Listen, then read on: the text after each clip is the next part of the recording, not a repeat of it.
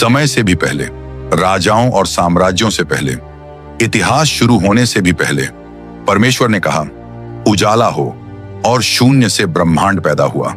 रोशनी ने अंधकार को तोड़ दिया, समुंदर अलग हुए, धरती पानी से ऊपर उठाई, आसमानों में उजाला भर गया, तारे अपनी जगह पर टंग गए, और सृष्टि की सबसे ऊंची चोटी पर परमेश्वर ने मनुष्य को बनाया। मनुष्य आजाद था, वह परमेश्वर के साथ मेल में रहता था। न कोई डर, न कोई दुख, न कोई मौत। पर उसने यह सब खो दिया। एक झूठ ने सब बदल दिया, बगावत ने सब नष्ट कर दिया, और एक ही पल में दरवाजा बंद हो गया। मनुष्य गिर पड़ा, पाप दुनिया में आ गया, और उसी दिन से इंसान की किस्मत हमेशा के लिए बदल गई। उस दिन से मनुष्य अपने ही बुरेपन से जूझता रहा। दिन और अंधकारमय होते गए, पीढ़ियां बिगड़ती गईं, हिंसा ने पूरी धरती को भर दिया। तब परमेश्वर ने न्याय किया, और पानी से उसने प्राचीन दुनिया को मिटा दिया।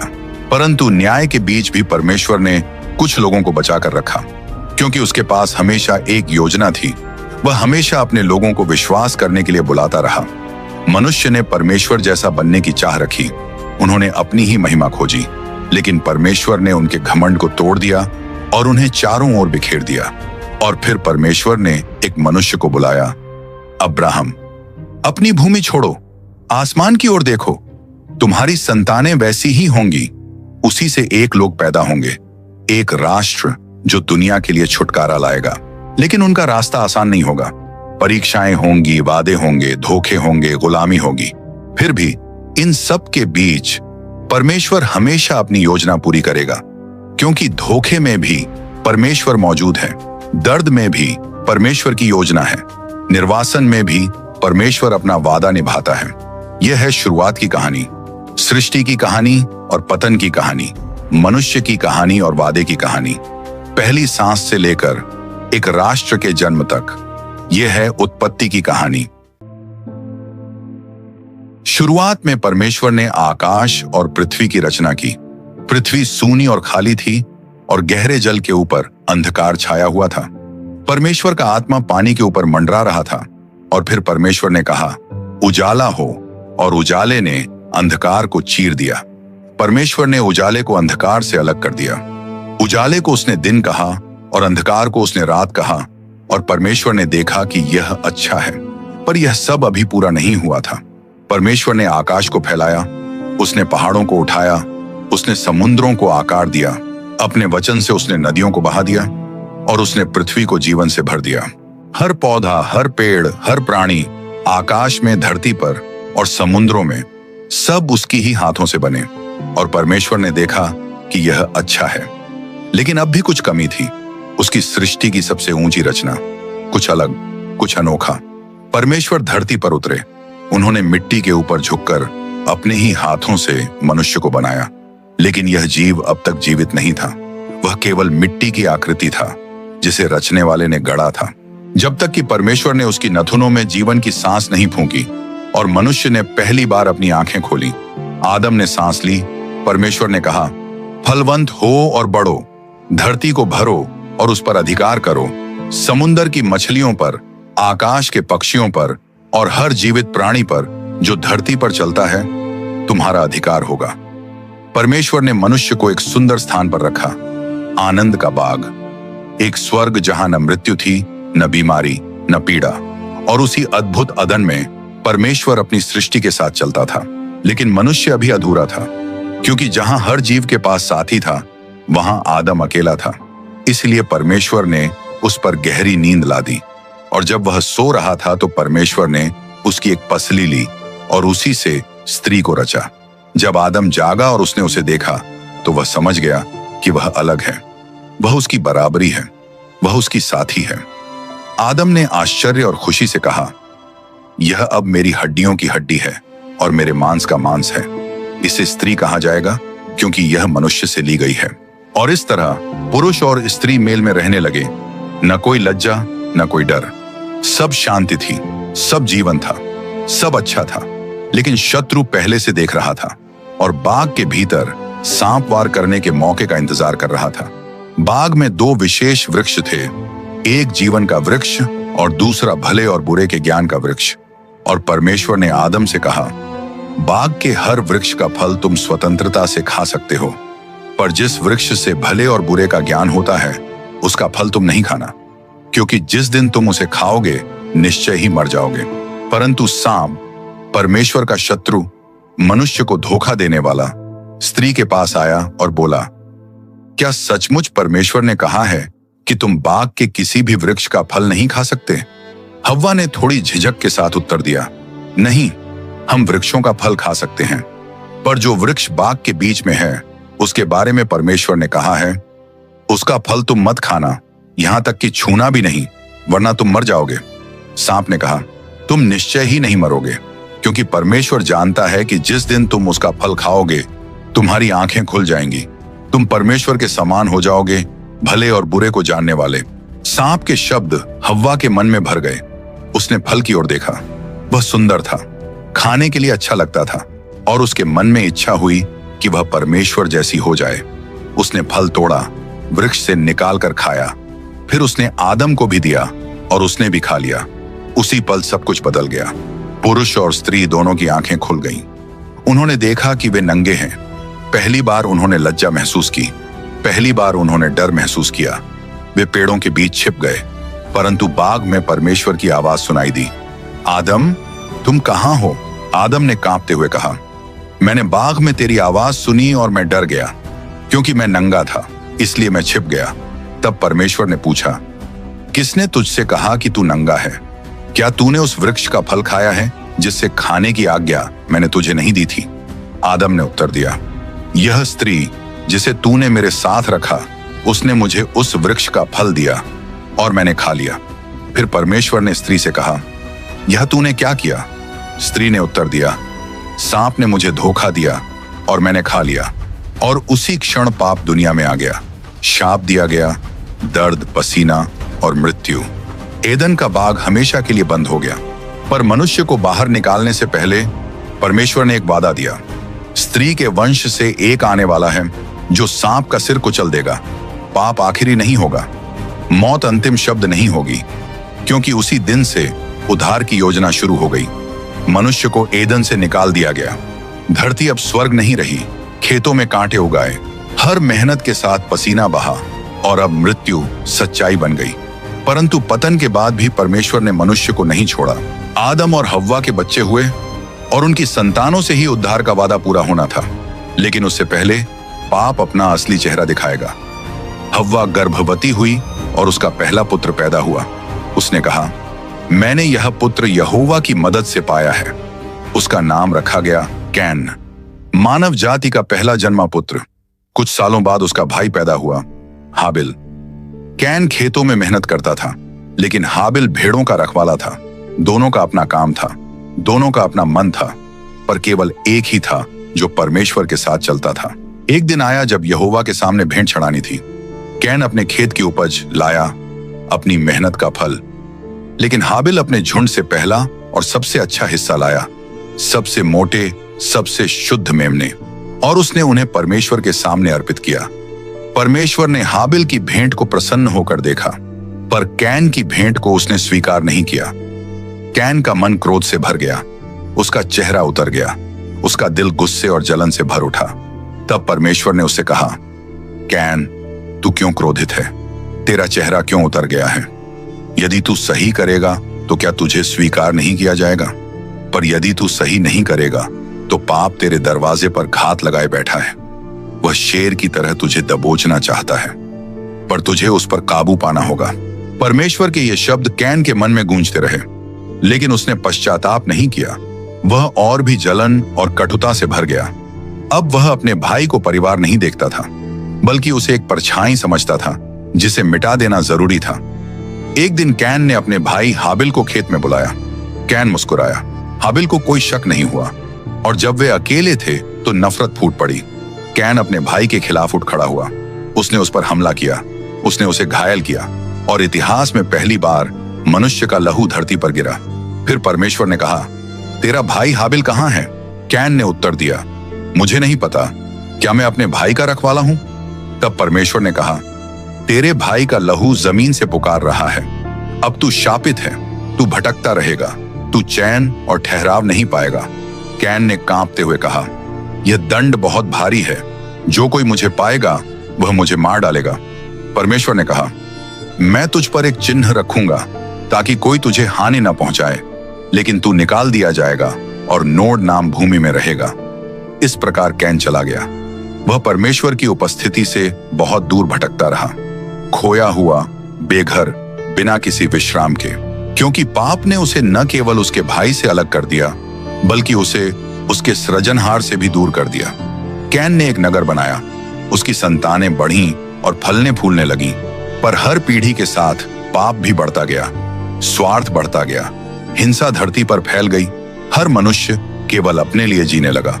तब एक दिन परमेश्वर ने मनुष्य की ओर देखा और कहा, मेरा आत्मा हमेशा मनुष्य के साथ नहीं रहेगा।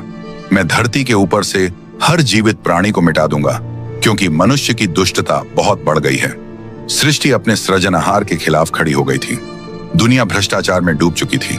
मनुष्य का हर विचार बुरा था, उसका हर काम पाप से भरा था, और परमेश्वर ने भारी दुख से भरे मन के साथ हिंसा के इस युग को खत्म करने का निश्चय किया। लेकिन इस अंधकार के बीच, इतने पाप के बीच, एक व्यक्ति ने यहोवा की आंखों में कृपा पाई। उसका नाम था नूह। नूह अलग था। जब पूरी दुनिया पाप में और गहराई तक डूब रही थी, वह परमेश्वर के साथ चलता था। और परमेश्वर ने नूह से कहा, नूह, मैंने ठान लिया है कि सब प्राणियों को नष्ट कर दूंगा, क्योंकि धरती हिंसा से भर गई है। तू लकड़ी का एक जहाज बना, उसमें 3 मंजिलें बना, उसकी तख्तियों को गाढ़े पदार्थ से सील कर, क्योंकि उसी फलों फूलों और धरती को भर दो, क्योंकि मैं तेरे और सारी सृष्टि के साथ एक वाचा बांधूंगा। नूह ने एक वेदी बनाई और वहां परमेश्वर के लिए बलिदान चढ़ाया, और तभी आकाश में एक चिन्ह प्रकट हुआ, बादलों के बीच चमकता हुआ एक प्रकाश का धनुष। एक वादा कि परमेश्वर अब कभी जल से धरती को नष्ट नहीं करेगा। परमेश्वर ने कहा, जब भी तुम बादलों में धनुष देखो, मेरी वाचा को याद रखना, क्योंकि चाहे मनुष्य पापी ही क्यों न रहे, मैं यहोवा अपना वादा हमेशा पूरा करूंगा। इस प्रकार एक नई मानव जाति की शुरुआत हुई, एक नया अवसर मिला, एक नई धरती बनी। पर जल्दी ही मनुष्य ने फिर से परमेश्वर को भुला दिया, और घमंड ने उन्हें उनके सृजनहार को चुनौती देने तक पहुंचा दिया। धरती फिर से बस गई। नूह के पुत्रों की संतानें फैल गईं, जातियां और लोग चारों दिशाओं में फैल गए, पर मनुष्य के दिल में कोई बदलाव नहीं आया। पाप फिर से बढ़ने लगा, घमंड फिर से राज करने लगा। शिनार के मैदान में लोगों ने ऐसा काम करने का निश्चय किया जो पहले कभी नहीं हुआ था। उन्होंने ठाना, आओ हम एक नगर और एक गढ़ बनाएं, जिसकी मीनार आकाश तक पहुंचे। हम अपना नाम बनाएं, ताकि हम सारी धरती पर बिखर न जाएं। और ईंट पर ईंट रखकर मीनार ऊंची होती गई, इतनी ऊंची जितनी पहले कभी किसी इमारत को नहीं देखा गया था। वह मीनार मनुष्य के घमंड का चिन्ह बन गई। पर परमेश्वर ने उनकी करतूत देखी और उसने कहा, देखो, ये सब एक ही लोग हैं और सब एक ही भाषा बोलते हैं। अब जो कुछ भी ये करना चाहेंगे वह उनके लिए असंभव नहीं रहेगा। आओ हम नीचे चलें और इनकी भाषा बदल दें, ताकि ये एक दूसरे को समझ ना सकें। और उसी क्षण मनुष्यों की भाषा बदल गई। मजदूर अब एक दूसरे को समझ नहीं पा रहे थे।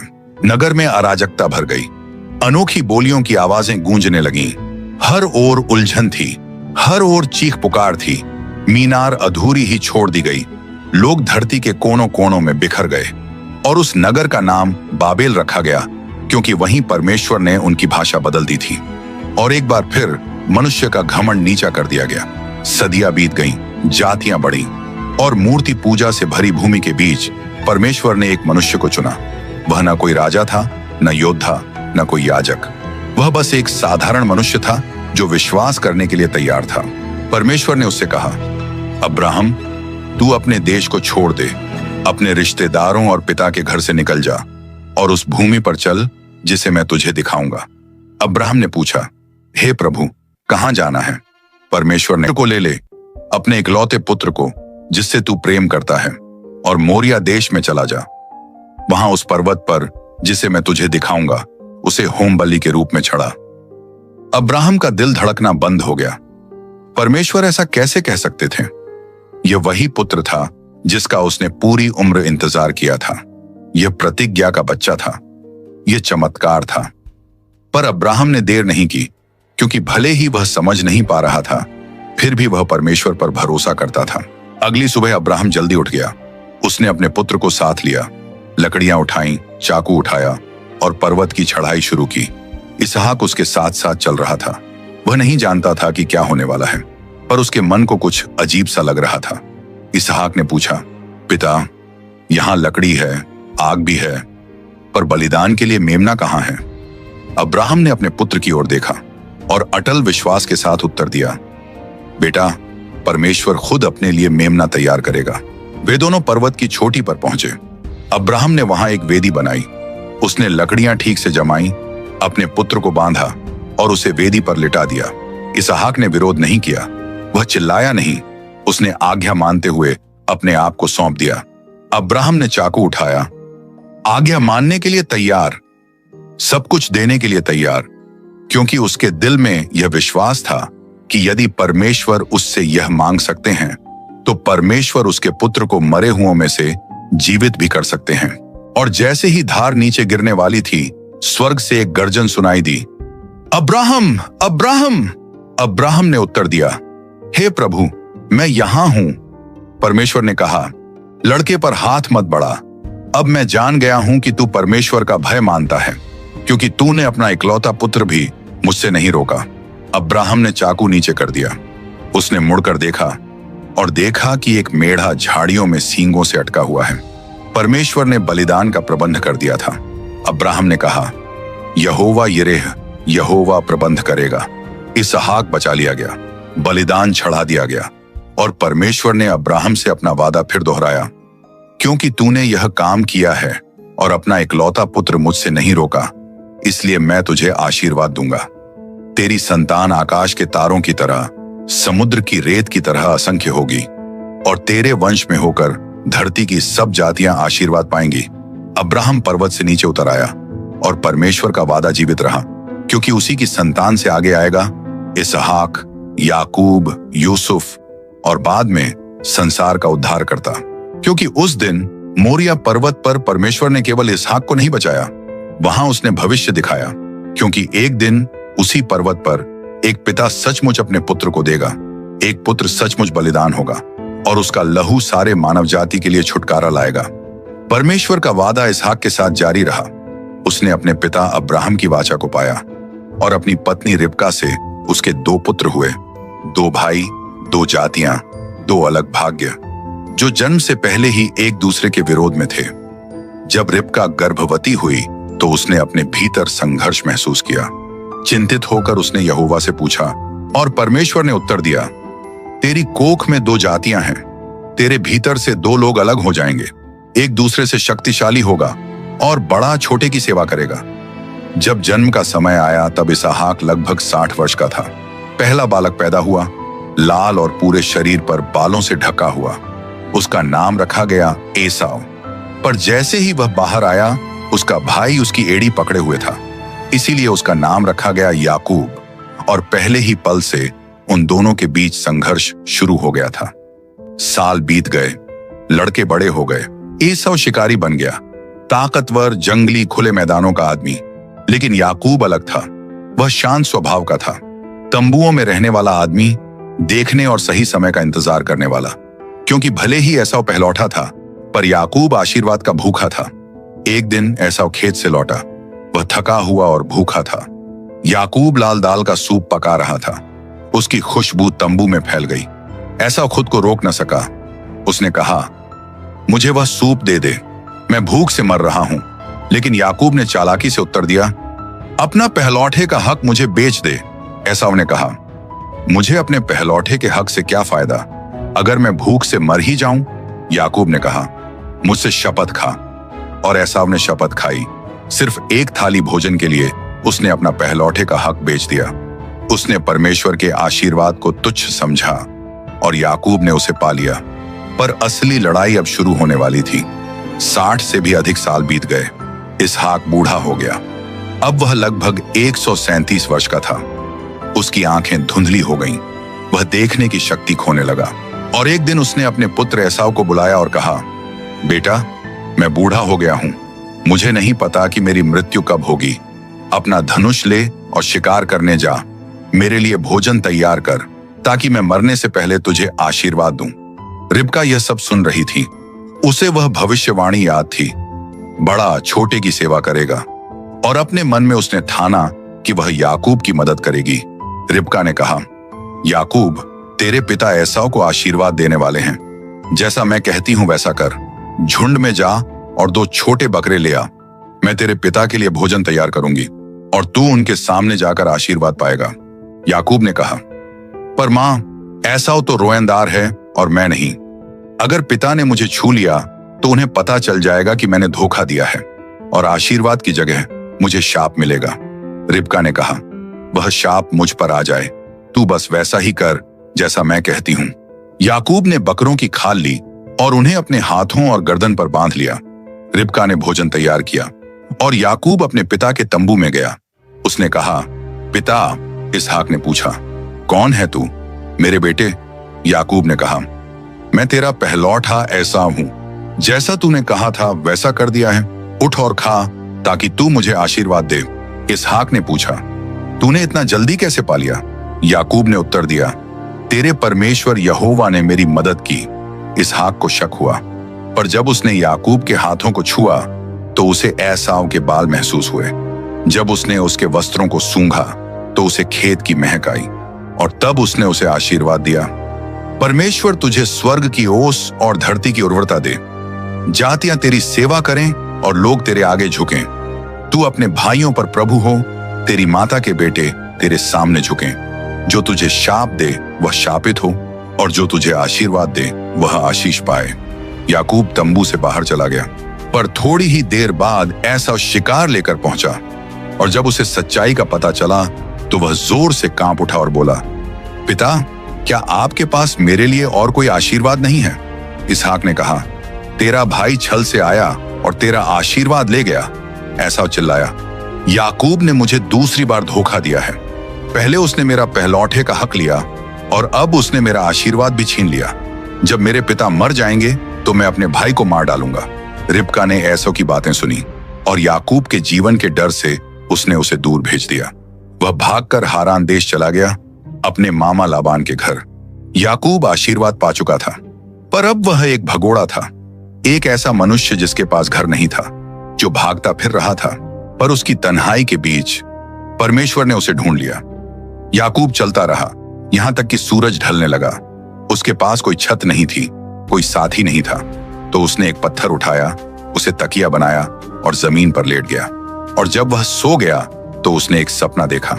याकूब ने एक सीढ़ी देखी, ऊंची, अनंत, जिसका आधार धरती पर था और उसका शिखर स्वर्ग को छू रहा था। और उस सीढ़ी पर स्वर्गदूत ऊपर चढ़ते और नीचे उतरते दिखे, स्वर्ग और धरती को जोड़ने वाले परमेश्वर के दूत। और उस सीढ़ी के सबसे ऊपर स्वयं परमेश्वर खड़े थे। उन्होंने कहा, याकूब, मैं यहोवा हूं, अब्राहम का परमेश्वर, इसहाक का परमेश्वर। यह भूमि जिस पर तू लेटा है मैं तुझे और तेरे वंश को दूंगा। तेरे वंशज धरती की धूल की तरह असंख्य होंगे।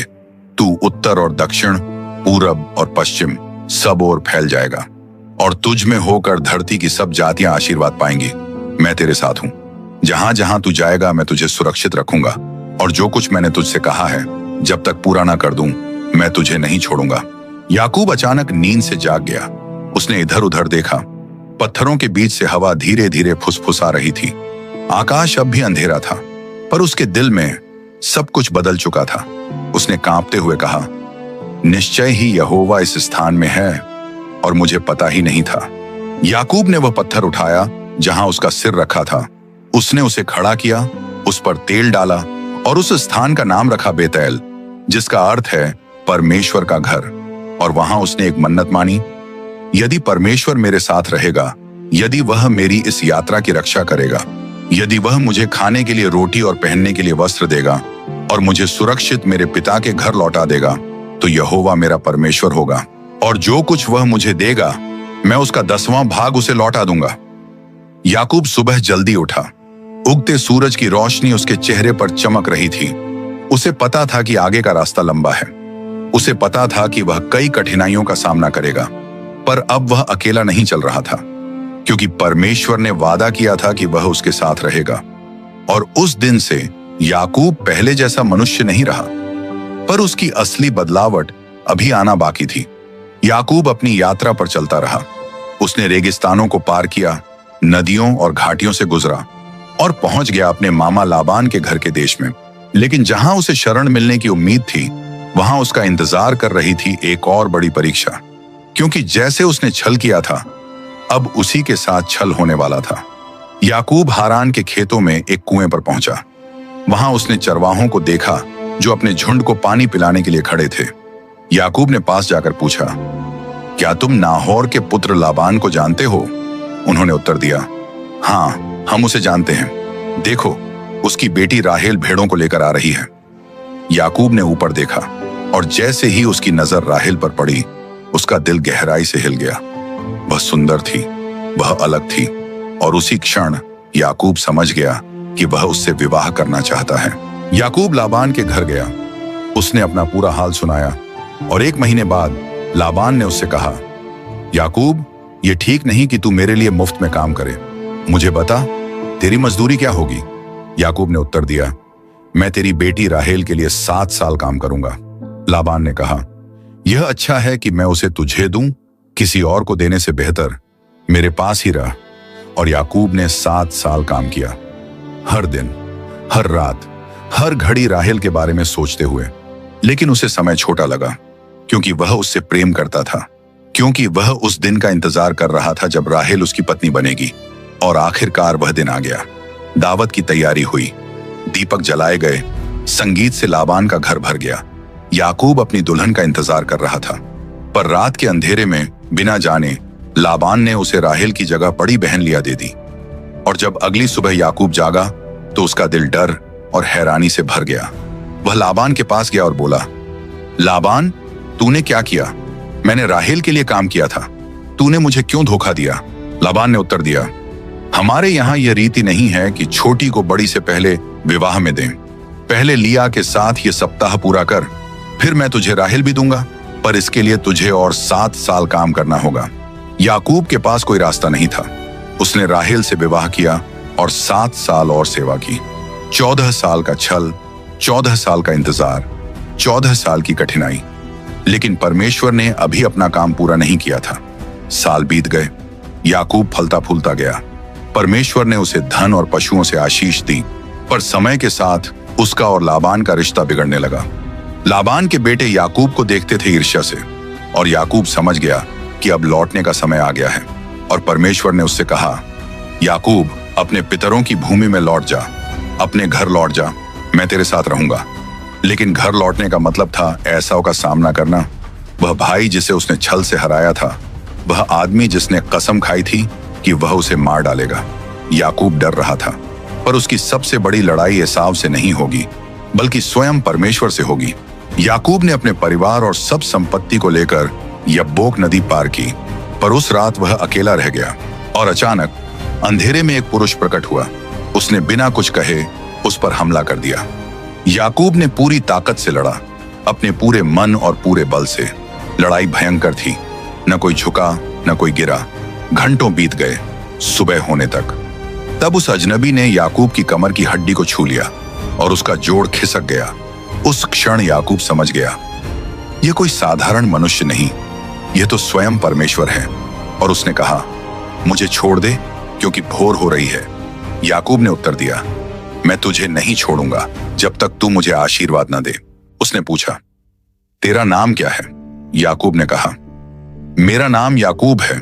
तब उसने कहा, अब तेरा नाम याकूब नहीं बल्कि इस्राएल होगा, क्योंकि तूने परमेश्वर से और मनुष्यों से मल्ल युद्ध किया है और विजय पाई है। याकूब ने अपनी पकड़ छोड़ दी। वह घुटनों के बल गिर पड़ा, तेज सांसें लेता हुआ। और जब उसने ऊपर देखा तो वह अजनबी वहां से गायब हो चुका था। सूरज उगने लगा और हर एक किरण के साथ याकूब पहले जैसा न रहा, क्योंकि उस रात उसने न सिर्फ जीत पाई थी बल्कि वह बदल भी चुका था। वह अब छल करने वाला याकूब नहीं था, अब वह इज़राइल था, परमेश्वर का राजकुमार। भले ही उसकी कमर जख्मी रह गई, पर उसका दिल चंगा हो गया था। अगले दिन याकूब ने अपनी आंखें उठाईं और दूर क्षितिज पर उसने एसाव को देखा। वह 400 आदमियों के साथ आ रहा था। याकूब 7 बार झुका, अपने भाई के क्रोध का सामना करने के लिए तैयार, पर एसाव उसकी ओर दौड़ा और मारने की जगह उसने उसे गले से लगा लिया। कांपती हुई आवाज में एसाव बोला, मेरे भाई। याकूब रो पड़ा। अतीत की चोटें भर गईं। आशीर्वाद लौट आया, क्योंकि परमेश्वर ने उसका दिल बदल दिया था। और इस्राएल की कहानी अब बस शुरू ही हुई थी। याकूब, जिसका नाम अब इस्राएल था, उसके 12 बेटे हुए, इस्राएल के गोत्रों के मूल पुरुष। पर उनमें से एक खास था, बुढ़ापे में पैदा हुआ बेटा, एक जवान लड़का जिसके सपने इतिहास बदल देंगे। उसका नाम था यूसुफ। छोटी उम्र से ही यूसुफ अपने भाइयों से अलग दिखता था। उसके पिता उसे सबसे ज्यादा प्यार करते थे और उस प्यार को दिखाने के लिए उन्होंने उसे एक बहुरंगी कोट दिया, सम्मान का वस्त्र। पर यही प्यार उसके भाइयों के मन में नफरत जगा गया, जलन, प्रतिस्पर्धा। और जब यूसुफ को भविष्य बताने वाले सपने आने लगे तो उसका भाग्य तय हो गया। एक दिन यूसुफ ने खुशी से कहा, भाइयों, मैंने एक सपना देखा। हम खेत में पूले बांध रहे थे, तभी मेरा पूला उठकर सीधा खड़ा हो गया और तुम्हारे पूले उसके चारों ओर आकर मेरे पूले को झुककर प्रणाम करने लगे। पर उसके भाइयों में से एक ने हंसी उड़ाते हुए कहा, क्या तू सच में हम पर राज्य करेगा? क्या तू सच में हम पर हुकूमत करेगा? कुछ ही समय बाद यूसुफ ने फिर सपना देखा और इस बार सपना और भी गहरा था। यूसुफ ने कहा, मैंने देखा सूरज, चांद और 11 तारे मुझको प्रणाम कर रहे हैं। तब उसके पिता ने उत्तर दिया, क्या सच में तेरी माँ, तेरे भाई और मैं तेरे आगे झुकेंगे? उसके भाइयों की नफरत और बढ़ गई और एक दिन उन्होंने निश्चय कर लिया कि यूसुफ को रास्ते से हटा देंगे। यूसुफ को उसके पिता ने भाइयों के पास खेतों में भेजा। उसके भाई दूर से ही उसे देखते हुए बोले, देखो, सपना देखने वाला आ रहा है, आओ इसे मार डालें और कहेंगे कि किसी जंगली जानवर ने इसे फाड़ खाया। लेकिन सबसे बड़ा भाई रूबेन उसे बचाने की कोशिश करने लगा। उसने कहा, हम खून न बहाए, इसे इस गड्ढे में डाल दो, पर इस पर हाथ मत उठाओ। जैसे ही यूसुफ पास पहुंचा, भाइयों ने उस पर हमला कर दिया। उन्होंने उसका वह खास वस्त्र छीन लिया और उसे एक सूखे गड्ढे में फेंक दिया। वह वहीं पड़ा रहा, अकेला, डरा हुआ। पर उसकी पीड़ा तो अब शुरू ही हुई थी। जब भाई भोजन कर रहे थे, उन्होंने देखा कि कुछ व्यापारी मिस्र की ओर जा रहे हैं। तब यहूदा, 12 भाइयों में से एक, लालच से भरी आंखों के साथ बोला, हम अपने भाई को मारकर क्या पाएंगे? आओ इसे इश्माएलियों को बेच दें। आखिर यह हमारा ही खून है, हमारा ही किया गया। और वहीं परमेश्वर ने उसे एक नया वरदान दिया, सपनों को समझने का वरदान। एक दिन फिरौन के 2 अधिकारी कैद में डाल दिए गए, राजा का प्याला भरने वाला और राजा का रोटी बनाने वाला। दोनों ने अजीब सपने देखे और यूसुफ ने ध्यान से उनकी बात सुनी। प्याला भरने वाला चिंता के साथ बोला, मेरे सपने में मैंने देखा एक बेल थी जिसमें 3 डालियां थीं। अंगूर के गुच्छे फूटे और पक गए और मैंने उनका रस निकालकर फिरौन के प्याले में डाला। तब यूसुफ ने पूरे विश्वास से उत्तर दिया, 3 डालियां 3 दिन हैं। 3 दिन में तेरा पद फिर से लौटाया जाएगा और जब ऐसा हो तो मुझे याद रखना। रोटी बनाने वाले ने देखा कि उसका साथी सपना अच्छा निकला तो वह भी बोला, मेरे सपने में मेरे सिर पर 3 टोकरे रखे थे। ऊपरी टोकरे से पक्षी आकर रोटी खा रहे थे। पर इस बार यूसुफ ने दुख के साथ उत्तर दिया, 3 टोकरियां 3 दिन हैं। 3 दिन में तुझे फांसी दी जाएगी। 3 दिन बाद यूसुफ के कहे अनुसार ही हुआ। प्याला भरने वाला फिर से अपने पद पर लौटा और रोटी बनाने वाले को मार दिया गया। लेकिन प्याला भरने वाला यूसुफ को भूल गया और यूसुफ 2 साल और कैद में रहा। फिर एक दिन फिरौन ने एक सपना देखा, ऐसा सपना जिसका अर्थ कोई नहीं बता सका। तब प्याला भरने वाले को यूसुफ याद आया। वह जल्दी से फिरौन से बोला, हे फिरौन, कैद में एक आदमी है जो सपनों का अर्थ सही सही बताता है। उसका नाम यूसुफ है। यूसुफ को कैद से बाहर निकाला गया। उसने दाढ़ी बनाई, नए वस्त्र पहने और उसे फिरौन के सामने लाया गया। अब मिस्र का भविष्य उसके हाथों में था। फिरौन ने कहा, मैंने एक सपना देखा है, पर कोई भी उसका अर्थ नहीं बता सका। लोग कहते हैं तू बता सकता है। यूसुफ ने विनम्रता से उत्तर दिया, मैं नहीं, हे राजा, परमेश्वर उत्तर देगा। तब फिरौन ने कहा, मैंने देखा 7 मोटी गायें थीं, उनके बाद 7 दुबली गायें आईं और उन्हें खा गईं। फिर मैंने देखा 7 भरे हुए बाल थे और उनके बाद 7 सूखे बाल आए और उन्हें निगल गए। यह क्या अर्थ है? यूसुफ ने उत्तर दिया, परमेश्वर ने फिरौन को दिखाया है कि क्या होने वाला है। 7 वर्ष बहुतायत के होंगे, उनके बाद 7 वर्ष अकाल के आएंगे। मेरी सलाह है कि राजा एक बुद्धिमान मनुष्य को नियुक्त करे जो अच्छे वर्षों में अन्न इकट्ठा करे, ताकि मिस्र उस संकट से बच सके। फिरौन ने अपने दरबार की ओर देखा और कहा, क्या हम इस जैसे मनुष्य को पा सकते हैं जिसमें परमेश्वर का आत्मा है? आज से तू मिस्र का शासक होगा, सिंहासन में केवल मैं तुझसे बड़ा रहूंगा। ये अंगूठी ले। उनसे भली तरह व्यवहार किया, पर जाते समय उसने गुप्त आदेश दिया, मेरे चांदी के प्याले को सबसे छोटे के बोरे में रख दो। भाई वहां से निकले, पर थोड़ी ही दूर गए थे कि यूसुफ ने अपने सेवकों को भेजा। रास्ते में उन्हें रोक लिया गया, उनके बोरे खोले गए और जब प्याला बिन्यामीन के बोरे में मिला तो भाइयों के दिल टूट गए। उन्हें वापस यूसुफ के पास लाया गया। वे उसके सामने गिर पड़े और बिन्यामीन के लिए विनती करने लगे।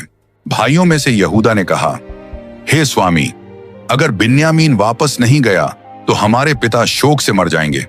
कृपा करके मुझे दास बना लो, पर इस लड़के को उसके पिता के पास लौटने दो। यहूदा के शब्दों ने यूसुफ का हृदय छू लिया। अब उसने अपने भाइयों में कुछ अलग देखा।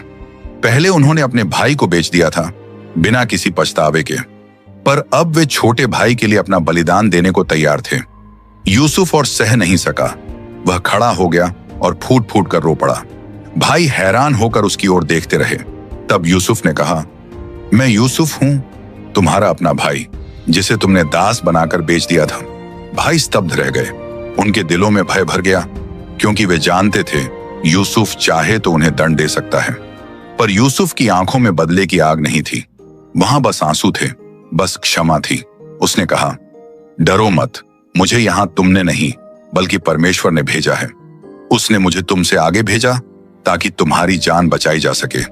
अब अपने पिता को ले आओ, क्योंकि अभी 5 और साल अकाल के बाकी हैं, पर मैं तुम्हारी देखभाल करूंगा। तब भाई एक दूसरे से लिपट गए। वे रोए, नफरत मिट गई, बीते हुए गुनाह धुल गए और परिवार फिर से एक हो गया। पर एक आखिरी मुलाकात बाकी थी, यूसुफ का अपने पिता से मिलना। जब याकूब ने यह समाचार सुना तो उसका दिल थम गया। क्या यूसुफ सचमुच जीवित है? मुझे उसके पास ले चलो, उससे मिलने से पहले कि मैं मर जाऊं। याकूब अपने पूरे परिवार के साथ मिस्र के लिए निकला, और जब यूसुफ ने उसे देखा तो वह दौड़कर उसे मिलने आया। सालों के दर्द के बाद, सालों की दूरी के बाद याकूब ने अपने बेटे को गले लगाया और उसकी आंखों से आंसू बहते हुए उसने कहा, अब मैं चैन से मर सकता हूं, क्योंकि मैंने तेरा चेहरा देख लिया है और मुझे यकीन हो गया है कि तू अब भी जीवित है। याकूब और उसका परिवार मिस्र में बस गए। वहां इजराइल की जाति बढ़ी और फलती फूलती गई। याकूब ने अपने अंतिम वर्ष शांति से बिताए और मरने से पहले उसने अपने बेटों को आशीर्वाद दिया। पर यूसुफ ने आने वाले दिनों को देखा। उसने कहा, मेरे भाइयों, परमेश्वर अवश्य तुम्हें दर्शन देगा। वह तुम्हें उस देश में ले जाएगा जिसका वादा उसने अब्राहम, इसहाक और याकूब से किया था। मुझसे शपथ लो कि जब वह दिन आएगा तो तुम मेरी हड्डियों को भी अपने साथ ले जाओगे, क्योंकि यह स्थान हमारा अंतिम घर नहीं है। यूसुफ की मृत्यु मिस्र में हुई, पर उसकी कहानी यहीं खत्म नहीं हुई, क्योंकि सदियों बाद जब इस्राएल की जातिदास बना दी गई, तब एक बालक को जल से बचाया गया। वह बालक बड़ा होकर अपनी जाति को छुड़ाएगा। उसका नाम था मूसा, और वहीं से शुरू होती है निर्गमन की कहानी। अगर आप यहां तक पहुंचे हैं, धन्यवाद। इस अद्भुत यात्रा में हमारे साथ बने रहने के लिए धन्यवाद। उत्पत्ति केवल संसार की शुरुआत की कहानी नहीं है, यह हमारी कहानी की भी शुरुआत है। यह गवाही है उस परमेश्वर की जिसने रचा, जिसने बचाया और जिसने अपने लोगों को थामे रखा। पतन के बावजूद, पाप के बावजूद, धोखे और विश्वासघात के बावजूद, क्योंकि हर पीढ़ी में आदम से लेकर यूसुफ तक परमेश्वर ने अपना वादा कभी नहीं छोड़ा, और वह वादा आज भी जीवित है। इस वीडियो को बनाने में मेहनत लगी है, संसाधन लगे हैं और महीनों का समय लगा है। अगर इस वीडियो ने आपके दिल को छुआ है तो इसे दूसरों के साथ जरूर शेयर करें, और अगर आपने अभी तक चैनल को सब्सक्राइब नहीं किया है तो जरूर सब्सक्राइब कर लें। धन्यवाद।